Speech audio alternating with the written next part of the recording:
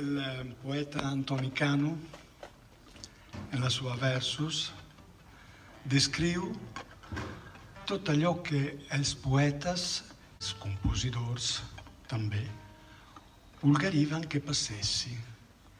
És a dir, que les pròpies composicions, els propis versos, no quedin, no restin tancats dins d'un calaix, sinó que puguin volar pels carrers, pels corrals, entre la roba estesa al sol. No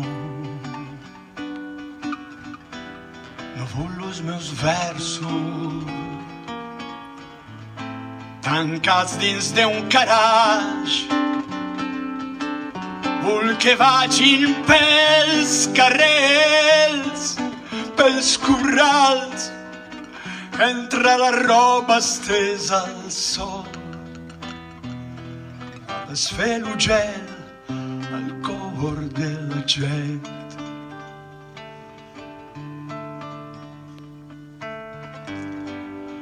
M'han fet i renàixer i vull viure, gosar també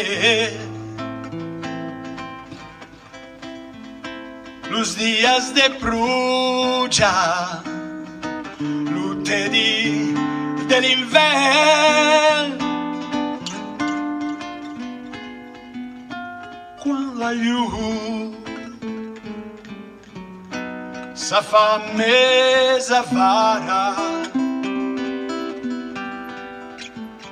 i saber que vengarà encara el sol i una altra música encara. Com a llumeres de sol és la música, música, música és. Com a llumeres de sol és la música, música, música és.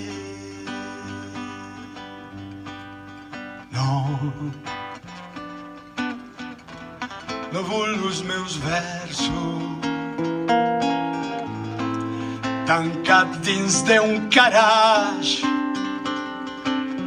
Vull que vagin pels carrers, pels corrals, entre la roba estesa al sol, a desfer l'ugel al cor de la gent.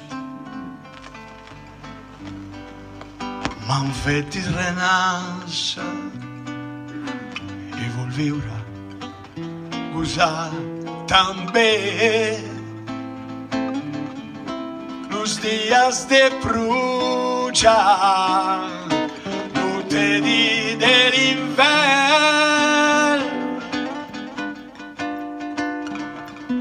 quan la llum se fa més avara i saber que vengarà encara el sol i una altra música encara. Com a llumeres de sol és la música, música, música és. Com a llumeres de sol és la música, música,